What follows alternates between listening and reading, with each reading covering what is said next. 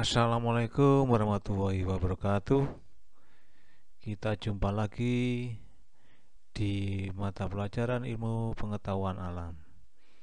Semoga kalian semua masih diberi nikmat oleh Allah Subhanahu wa taala, terutama nikmat sehat sehingga kalian bisa mengikuti pelajaran ilmu pengetahuan alam ini dengan baik.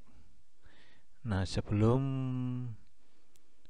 pelajaran kita mulai, mari kita berdoa dulu sejenak. A'udzu billahi minasy syaithanir rajim. Bismillahirrahmanirrahim. Alhamdulillahi rabbil alamin. Ar-Rahmanir Rahim. Maliki yaumiddin. Iyyaka na'budu wa iyyaka nasta'in. اهدنا الصراط المستقيم صراط الذين أنعمت عليهم غير المغضوب عليهم ولا الضالين آمين رضيت بالله ربا وبالإسلام دينا وبسيدنا محمد نبيا ورسولا ربي زدني علما وارزقني فهما اللهم فقهني في الدين وعلمني التأويل برحمتك يا عليم يا رب العالمين. Sebelumnya, tidak bosan-bosannya saya mengingatkan kalian untuk tetap menjalankan protokol kesehatan, yaitu dengan memakai masker, cuci tangan dengan menggunakan sabun, jaga jarak fisik, berperilaku hidup bersih, dan sehat. Pada pertemuan kali ini akan kita pelajari tentang tanah dan keberlangsungan kehidupan. Tanah dan keberlangsungan kehidupan. Tujuannya yaitu peserta didik dapat menjelaskan peranan penting tanah untuk keberlangsungan hidup.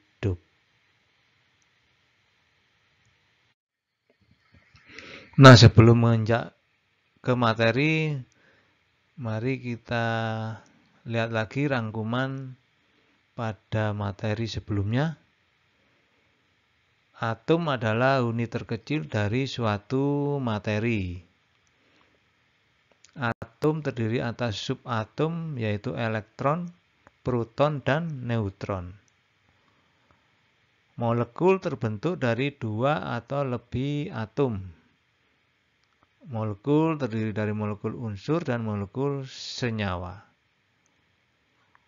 Atom yang bermuatan listrik karena melepaskan dan menangkap elektron disebut ion.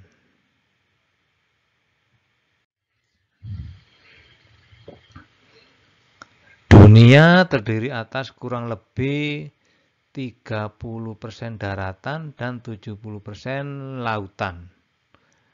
Meskipun daratan lebih sedikit dibandingkan lautan, tetapi daratan berperan penting dalam kehidupan di bumi.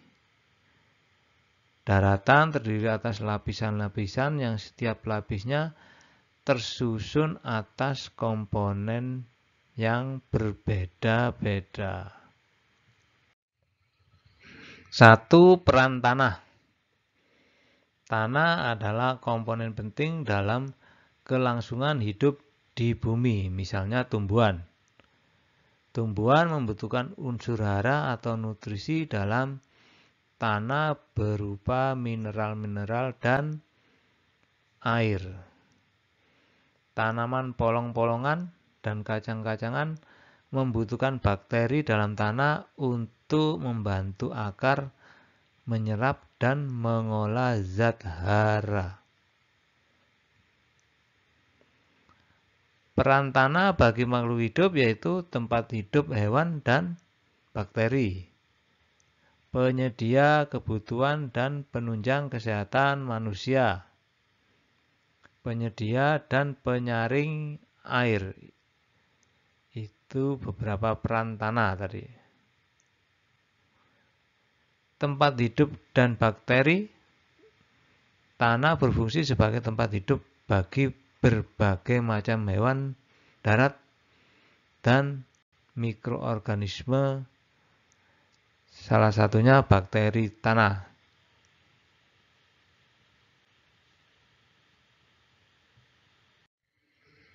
Penyedia dan penyaring air.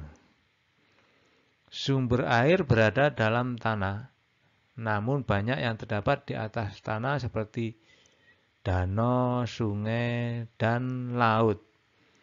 Untuk memperoleh air tanah harus menggali tanah sampai beberapa meter untuk membuat sumur. Air tanah banyak dimanfaatkan oleh hewan, tumbuhan, dan manusia. 2. Peran organisme tanah. Organisme tanah berada pada lapisan tanah bagian atas, kurang lebih 10-20 cm di bawah permukaan tanah. Aktivitas biologis yang ada di tanah 80-100% dilakukan oleh jamur dan bakteri. Hasil dari aktivitas biologis yang dilakukan oleh hewan, jamur, dan mikroorganisme dapat mempengaruhi kesuburan, tekstur tanah, dan kegemburan tanah. Ini ada contoh organisme tanah yaitu cacing tanah. Cacing tanah ini sangat berperan dalam penggemburan tanah juga kesuburan tanah.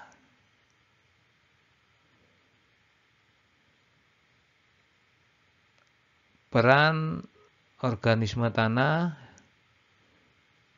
yaitu berperan sebagai salah satunya dekomposer.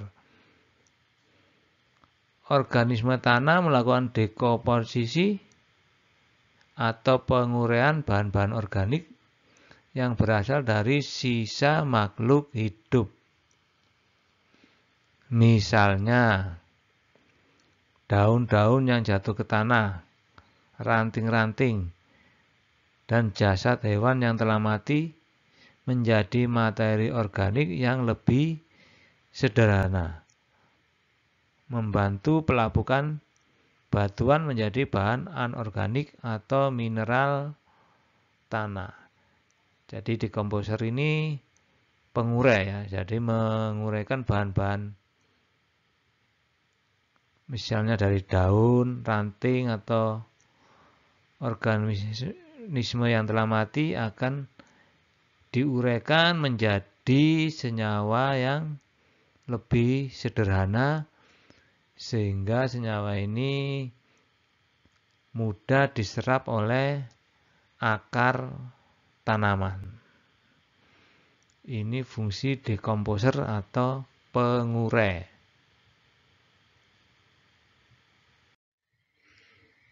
Materi organik dan mineral dalam tanah disebut zat hara atau nutrisi bagi tanaman. Keberadaan organisme tanah sebagai dekomposer dimanfaatkan untuk membuat pupuk kompos, yaitu pupuk dari bahan organik. Jadi seperti ranting-ranting, daun-daun, itu tadi yang disebut bahan organik. Peran berikutnya adalah bereaksi kimia dalam tanah. Bakteri dalam membantu reaksi penguraian materi organik. Misalnya bakteri Nitrosomonas yang membantu reaksi penguraian materi organik kompleks yang berasal dari sisa makhluk hidup menjadi nitrat, senyawa yang dibutuhkan oleh tumbuhan. Kemudian mikoriza, yaitu jamur yang membantu penyerapan unsur hara berupa fosfor pada tanaman. Peran berikutnya, pengurai polutan dalam tanah. Organisme tanah berperan sebagai agen biologis yang mampu membersihkan polutan dalam tanah. Polutan ini maksudnya apa? Zat pencemar ya. Organisme tanah menguraikan bahan kimia yang masuk ke tanah. Misalnya herbisida dari hasil pertanian. Ini dapat dikurangi tingkat pencemarannya ya. Peran berikutnya mempengaruhi tekstur tanah. Berdasarkan teksturnya, tanah dapat digolongkan menjadi beberapa jenis. Jenis tanah ditentukan berdasarkan jumlah partikel penyusun yang paling banyak terdapat pada tanah tersebut. Partikel yang terdapat dalam tanah adalah pasir, liat, dan debu. Tekstur tanah merupakan besar kecilnya ukuran partikel yang menyusun tanah. Merupakan ukuran proporsi relatif yang menyusun tanah. Tanah memiliki ukuran partikel berbeda-beda, sehingga dapat digolongkan menjadi tanah lempung, tanah liat, pasir, dan tanah campuran dari ketiganya.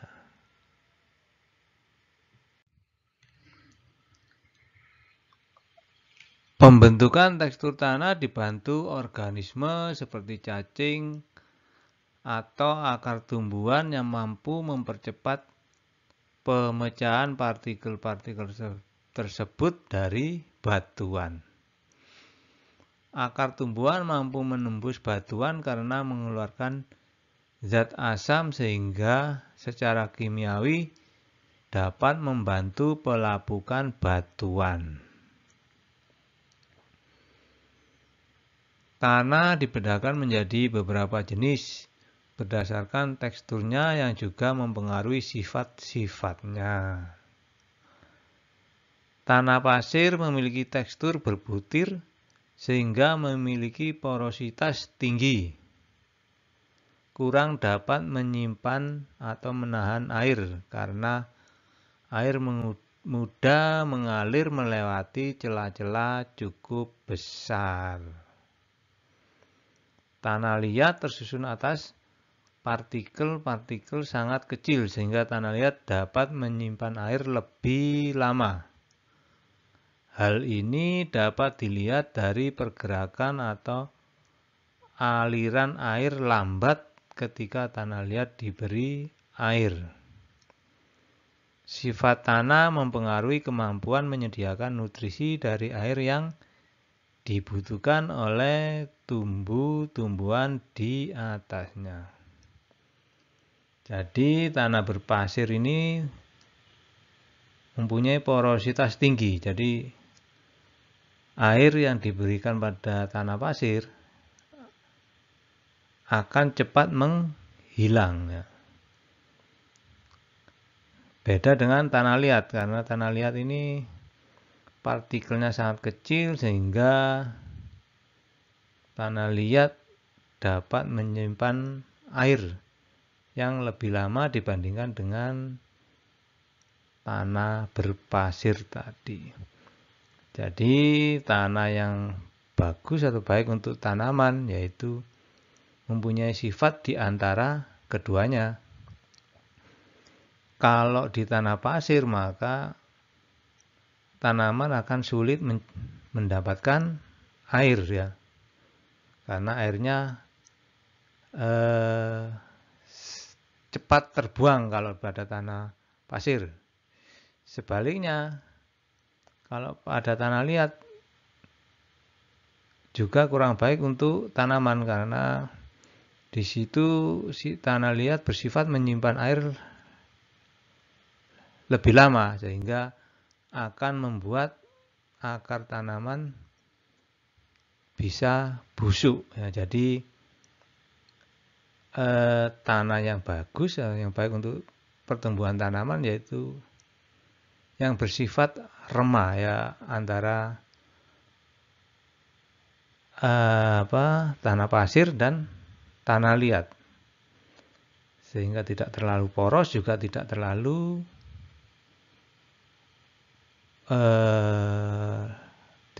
partikelnya tidak terlalu kecil, sehingga bisa diserap oleh akar tanaman dan juga tidak menyebabkan tanaman busuk ya. Itu idealnya tanah untuk tanaman pertanian.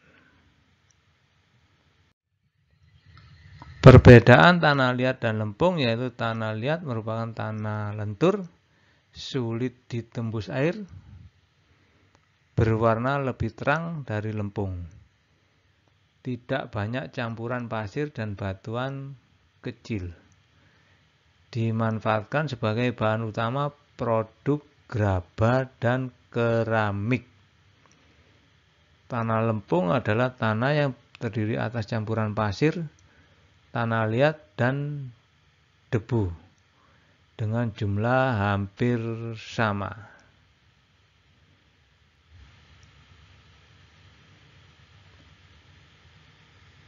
Pengatur kegemburan dan struktur tanah. Struktur tanah adalah susunan partikel-partikel tanah yang menjadi suatu gumpalan. Partikel-partikel tanah direkatkan oleh perekat seperti bahan organik yang dihasilkan organisme tanah.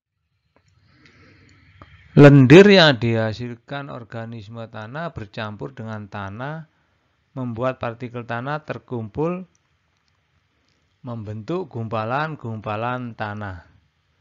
Gumpalan tanah yang baik menunjang kehidupan dan pertumbuhan organisme tanah. Jamur di tanah juga membantu pembentukan gumpalan tanah. 3. Proses pembentukan tanah. Tanah merupakan campuran dari batuan yang telah lapuk, penguraian bahan organik, mineral, air, dan udara. Tanah terbentuk karena pelapukan fisik, kimia, dan biologis. Faktor fisik yang mempengaruhi pelapukan yaitu contohnya iklim, sinar matahari, curah hujan yang mempengaruhi suhu bumi sehingga mempercepat pelapukan batuan. Pelapukan biologis dibantu mikroorganisme tanah dan tumbuhan. Faktor lain yang mempengaruhi pembentukan tanah yaitu tipe batuan, topografi atau relief tanah suatu daerah. Untuk membentuk tanah setebal beberapa sentimeter dibutuhkan waktu ribuan tahun. Jadi dari batuan hingga menjadi tanah hanya beberapa sentimeter ini dibutuhkan waktu yang sangat lama.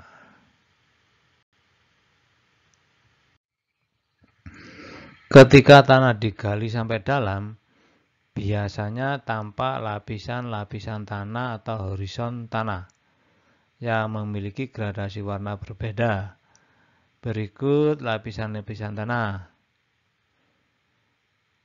Yang paling atas yaitu horizon A merupakan lapisan teratas terdiri atas campuran dari pelapukan batuan dengan berbagai tekstur organisme hidup dan zat organik.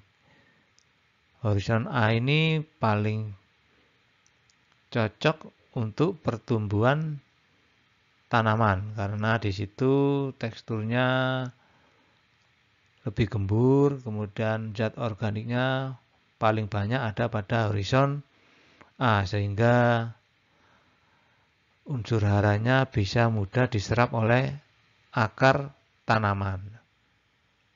Kemudian bawahnya horizon B merupakan lapisan yang memiliki kandungan zat organik lebih sedikit dibandingkan dengan lapisan di atasnya.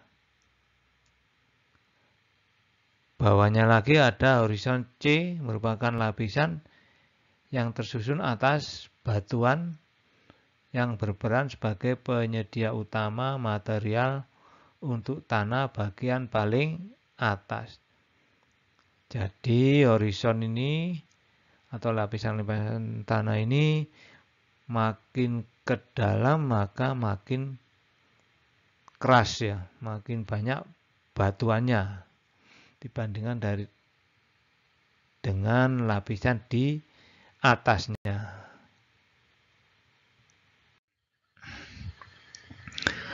Bagian paling atas tumbuhan memperoleh nutrisi berupa air dan mineral dari tanah, namun rentan kehilangan kandungan mineral dan nutrisi akibat kejadian alam seperti hujan, banjir, tanah longsor, dan erosi apabila tidak ada tumbuhan yang hidup di atasnya.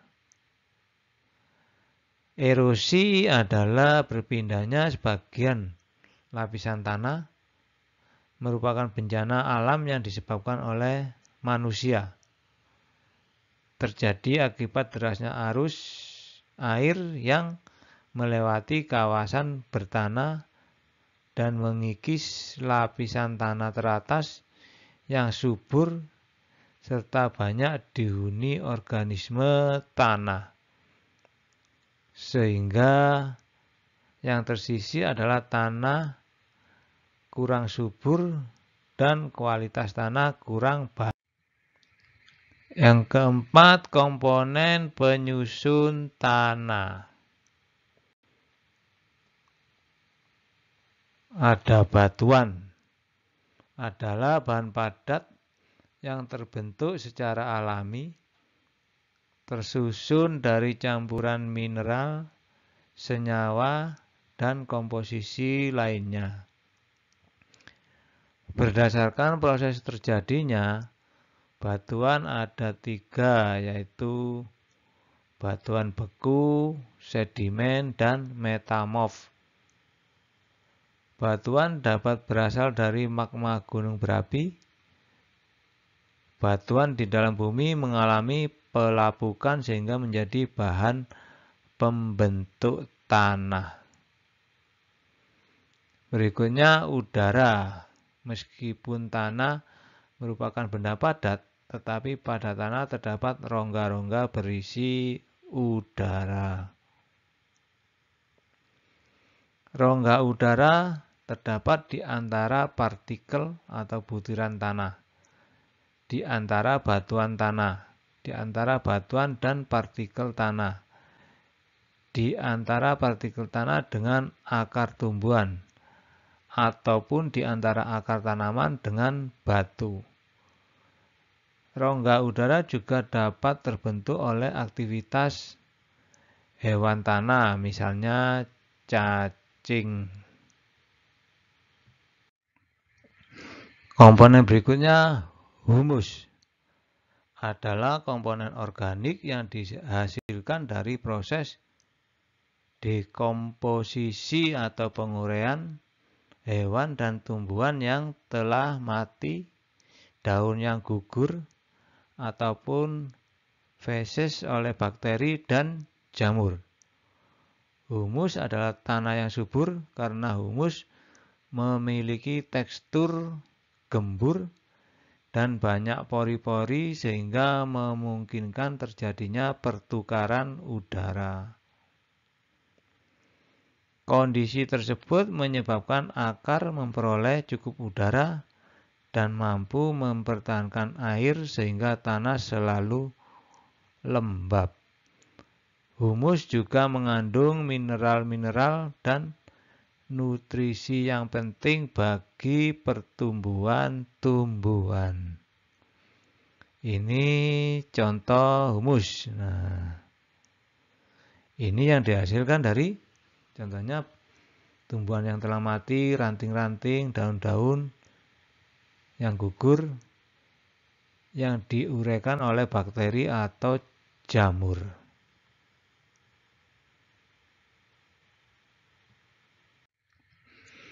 Komponen berikutnya air. Makhluk hidup yang hidup di tanah butuh kelembapan tanah. Kelembapan tanah disebabkan keberadaan air dalam tanah. Tumbuhan juga membutuhkan air.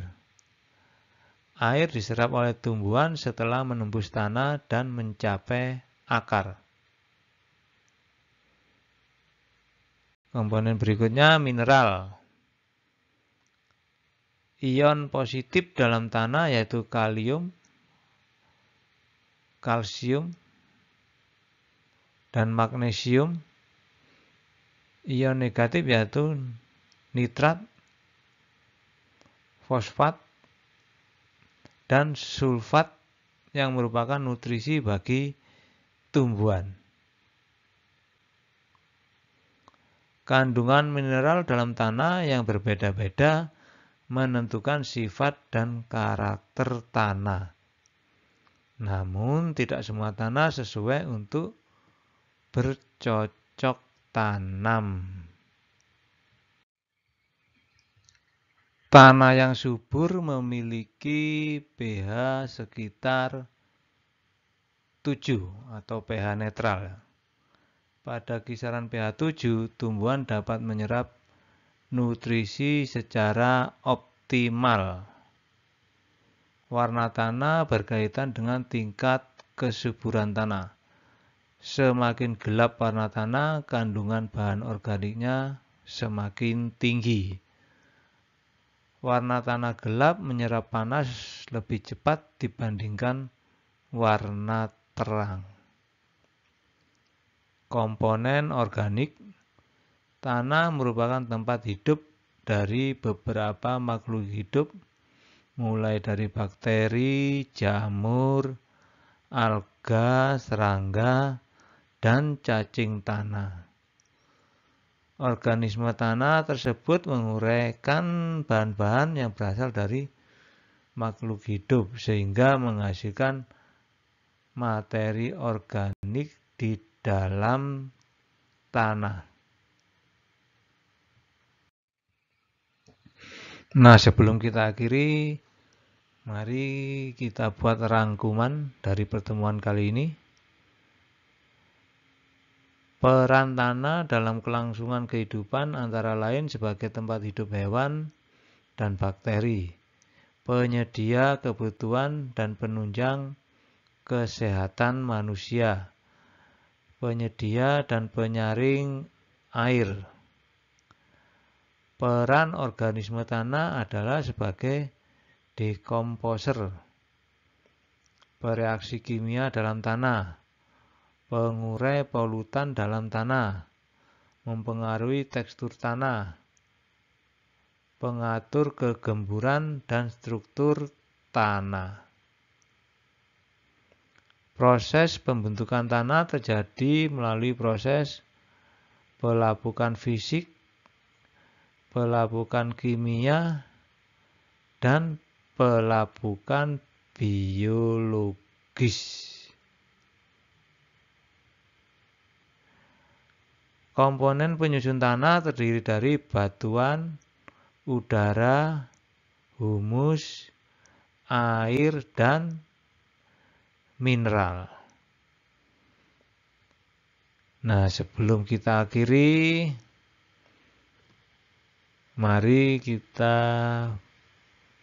terlebih dahulu berdoa sejenak bersama-sama.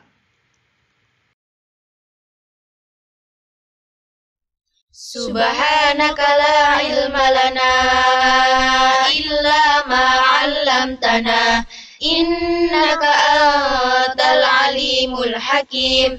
Allahumma anfa'na bima 'allamtana wa 'allimna ma yanfa'una wahdina li ahsanil akhlaq fa innahu la yahdi li ahsaniha illa anta. Allahumma ighfir li masyayikhina wa liman 'allamana warhamhum wa akrimhum biridwanikal 'azim fi maqadis sidqi 'indaka ya arhamar rahimin. Sekian materi kali ini. Semoga bermanfaat. Tetap semangat belajar dan berdoa. Pasti kalian akan sukses. Wassalamualaikum warahmatullahi wabarakatuh.